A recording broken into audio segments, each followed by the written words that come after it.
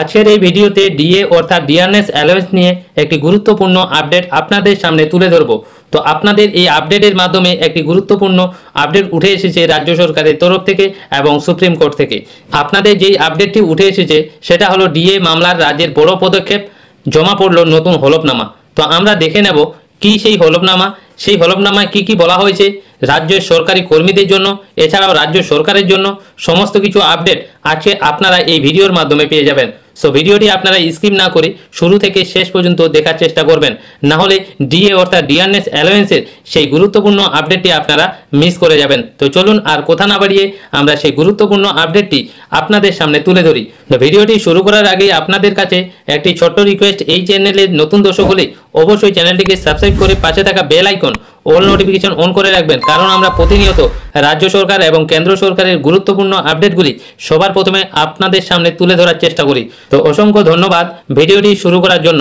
আর আপনারা দেখছেন আপনাদের প্রিয় ইউটিউব চ্যানেল জেআই ইনফরমেশন। তো চলুন সেই গুরুত্বপূর্ণ আপডেটটি আপনাদের সামনে তুলে ধরি এবং সমস্ত কিছু ইনফরমেশন আপনাদের বুঝিয়ে দেওয়ার চেষ্টা করব। তো অবশ্যই আপনারা এই ভিডিও এই চ্যানেলের সঙ্গে যুক্ত হয়ে থাকবেন। তো সরাসরি চলে এলাম সেই গুরুত্বপূর্ণ আপডেটে। এই গুরুত্বপূর্ণ আপডেটে বলা হয়েছে ডিএ মামলায় রাজ্যের বড় পদক্ষেপ, জমা পড়ল নতুন হলফনামা। তো কি সেই হলফনামা, সেই হলফনামায় কি বলা হয়েছে রাজ্যের সরকারি কর্মীদের জন্য না সরকারের জন্য, সমস্ত কিছু আপডেট আজকের এই ভিডিওতে থাকবে। এখানে ফার্স্ট অফ অল বলা হয়েছে রাজ্য সরকারি কর্মচারীদের বর্ধিত মহার্ঘ ভাতা অর্থাৎ ডিএ অর্থাৎ ডিয়ারনেস অ্যালাউন্স সংক্রান্ত মামলার বর্তমানে দেশের সর্বোচ্চ আদালত সুপ্রিম কোর্ট বিচারাধীন। গত মঙ্গলবার থেকে বৃহস্পতিবার টানা 3 দিন এই মামলার শুনানি হয়েছে বিচারপতি সঞ্জয় করল ও বিচারপতি প্রশান্ত কুমার মিশ্রের বেঞ্চে। মামলার পরবর্তী শুনানি আগামী মঙ্গলবার নির্ধারিত হয়েছে, অর্থাৎ আজকেই। তবে সেই শুনানির আগেই রাজ্য সরকার নিজের অবস্থান স্পষ্ট করতে ফের একটি পিটিশন জমা দিল সুপ্রিম কোর্টের কাছে। তো আপনারা বুঝতে পারলেন যে আজকেই এই মামলার শুনানি রয়েছে, অর্থাৎ ডিএ মামলার শুনানি রয়েছে। তার আগেই রাজ্য সরকারের অবস্থান ও স্পষ্ট করতে আবার একটি পিটিশন জমা দিল সুপ্রিম কোর্টের কাছে। তো সেই পিটিশনে কি বলা হয়েছে সমস্ত কিছু আমরা আপনাদের সামনে তুলে ধরার চেষ্টা করব। তো এরপরে বলা হয়েছে রাজ্যের দাবি, রাজ্য সরকারের দাবি কি রয়েছে। অ্যাকচুয়ালি এখানে বলা হয়েছে সূত্রে খবর, নতুন পিটিশনে রাজ্য সরকার জানিয়েছে ডিএ অর্থাৎ ডিয়ারনেস অ্যালাউন্সের হার কোনো নির্দিষ্ট সূচক বা সূত্রের ভিত্তিতে নির্ধারণ করা হয় না, বরং এটি নির্ভর করে রাজ্যের আর্থিক সামর্থ্য এবং রাজস্ব নীতির ওপর। রাজ্যের পক্ষ থেকে দাবি করা হয়েছে সরকারি কর্মচারীদের ডিএ বাবদ সমস্ত বকেয়া ইতিমধ্যেই মেটানো হয়েছে, ফলে এই মুহূর্তে কোনো বকেয়া পরিশোধের প্রশ্ন নেই। তো আপনারা বুঝতে পারলেন যে রাজ্য সরকারের কি দাবি রয়েছে। বলা হয়েছে যে ডিএ মামলার যে হারের কথা বলা হয়েছে, যে পার্সেন্টেজ শতাংশের কথা বলা হয়েছে, সেই সূত্রে ভিত্তিতে নির্ধারণ করা হয়, বরং এটি নির্ভর করে রাজ্যের আর্থিক সামর্থ্য এবং রাজস্ব নীতির ওপর। তো আপনারা বুঝতে পারলেন এই আর্টিকেলে কি বলা হয়েছে। বলা হয়েছে রাজ্যের পক্ষ থেকে দাবি করা হয়েছে সরকারি কর্মচারীদের ডিএ বাবদ সমস্ত বকেয়া ইতিমধ্যে মেটানো হয়েছে, ফলে এই মুহূর্তে কোনো বকেয়া পরিশোধ করতে পারবে না রাজ্য সরকার। তো এরপরের আপডেটটি আমরা দেখে নেব। বলা হয়েছে আদালতের পরবর্তী পর্যবেক্ষণ কি রয়েছে। এর আগে এই শুনানির সময় রাজ্য সরকার ও মামলাকারীর কর্মচারীদের পক্ষে আইনজীবীদের বক্তব্য শুনে আদালত পর্যবেক্ষণ করেছিল ডিএ সরকারি কর্মচারীদের মৌলিক অধিকার নয়, যদিও মামলাকারীর পক্ষে আইনজীবী যুক্তি দিয়েছিলেন এটি তাদের আইনি অধিকার।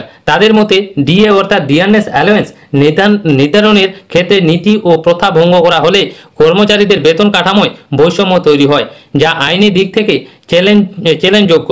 তো অবশ্যই আদালতের পরবর্তী পর্যবেক্ষণ আপনারা বুঝতে পারলেন। তো এরপর বলা হয়েছে বৈষম্যের প্রশ্নে আদালতের কৌতূহল কি রয়েছে।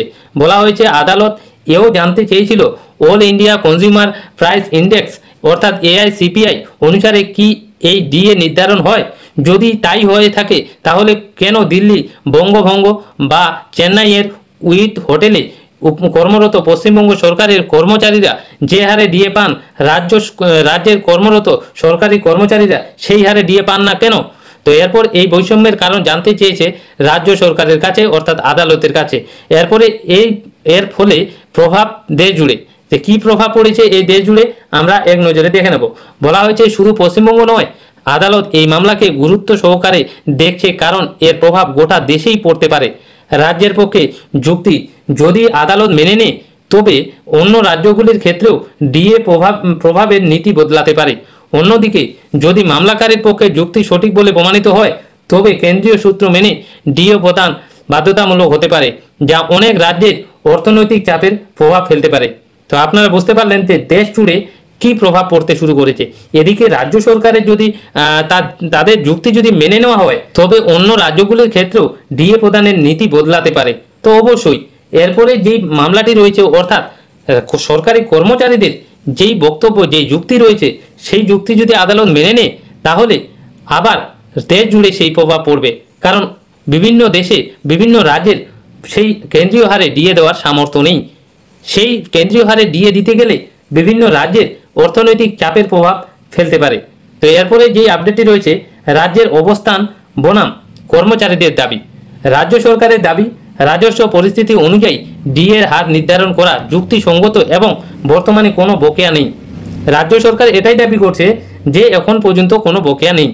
অন্যদিকে কর্মচারী সংগঠনগুলির দাবি, ডিএ নির্ধারণে স্বচ্ছ সূত্র থাকা উচিত এবং তা কেন্দ্রীয় সূচক অনুযায়ী হওয়া দরকার। তারা অভিযোগ করেছে একই রাজ্যের কর্মচারীরা কর্মস্থল ভেদে ভিন্ন হারে ডিএ পাচ্ছেন, তা সংবিধান সম্মত নয়। তো এরপরে বলা হয়েছে আগামী শুনানির গুরুত্বপূর্ণ কি রয়েছে, আগামী শুনানি কেন এত গুরুত্বপূর্ণ, তো আমরা এই আর্টিকেলের মাধ্যমে জেনে নেব। বলা হয়েছে আইন বিশেষজ্ঞদের মতে মঙ্গলবারের শুনানি অত্যন্ত গুরুত্বপূর্ণ হতে চলেছে, কারণ এতে আদালত হয়তো রাজ্য সরকারের নতুন পিটিশনের যুক্তি ও প্রমাণ খতিয়ে দেখবে। পাশাপাশি বৈষম্য সংক্রান্ত প্রশ্নের আদালতে স্পষ্ট দিক নির্দেশ আসতে পারে। সব মিলিয়ে ডিএ ইস্যু শুধু রাজ্যের কর্মচারীদের নয়, বরং সারা দেশের সরকারি কর্মচারীদের কাছে এখন নজর কাড়া বিষয় হয়ে দাঁড়িয়েছে। মঙ্গলবারের শুনানি হয়তো এই দীর্ঘস্থায়ী বিতর্কের নতুন দিশা দেখাবে অথবা লড়াইকে আরও দীর্ঘায়িত করবে। তো আপনারা বুঝতে পারলেন এই ডিএ মামলার কোন দিকে যেতে চলেছে, অর্থাৎ এই ডিএ অর্থাৎ ডিআরএস অ্যালাউন্সের এই গুরুত্বপূর্ণ মামলাটি এই মঙ্গলবার অর্থাৎ আজকেই হতে চলেছে। তো অত্যন্ত একটি বড় আপডেট সুপ্রিম কোর্টের মাধ্যমে আপনাদের সামনে তুলে ধরলাম, কারণ এই মামলার শুনানি আরও জটিলতর হয়ে যাচ্ছে। এদিকে আদালত পাচ্ছে না রাজ্য সরকারের যুক্তি মেনে নিতে, এদিকে সরকারি কর্মচারীদের যুক্তি নিতে পারছে না আদালত। কারণটা আপনাদের সামনে তুলে ধরলাম যে কি কারণে রাজ্য সরকারি কর্মচারীদের সেই যুক্তি মেনে নিতে পারছে না, এছাড়াও সরকারের যুক্তিও মেনে নিতে পারছে না। তো অত্যন্ত একটি গুরুত্বপূর্ণ আপডেট আপনাদের সামনে তুলে ধরার চেষ্টা করলাম এবং আপনাদের বোঝানোর চেষ্টা করলাম। আশা করি আপনারা এই আর্টিকেলের মাধ্যমে সমস্ত কিছু ইনফরমেশন বুঝতে পেরেছেন। যদি ভিডিওটি ভালো লাগে তাহলে অবশ্যই লাইক করবেন, বন্ধুদের সঙ্গে বেশি বেশি করে শেয়ার করে দেবেন, যাতে এই গুরুত্বপূর্ণ আপডেটটি সবার কাছে যেন পৌঁছে যায়। তো আজকে এই পর্যন্তই। তার আগে আপনাদের কাছে একটি ছোট্ট রিকোয়েস্ট, এ ধরনের নিত্য নতুন আপডেটগুলি সবার আগে পেতে হলে অবশ্যই চ্যানেলটিকে সাবস্ক্রাইব করে পাশে থাকা bell icon all notification on করে রাখবেন, যাতে যখনই আমরা গুরুত্বপূর্ণ আপডেট নিয়ে আলোচনা করব সবার প্রথমে আপনাদের সামনে সেই ভিডিওটি যেন পৌঁছে যায়। তো আজকে এই পর্যন্তই, আবার ফিরছি পরবর্তী নতুন আপডেট নিয়ে। আপনারা সবাই ভালো থাকবেন এবং সুস্থ থাকবেন।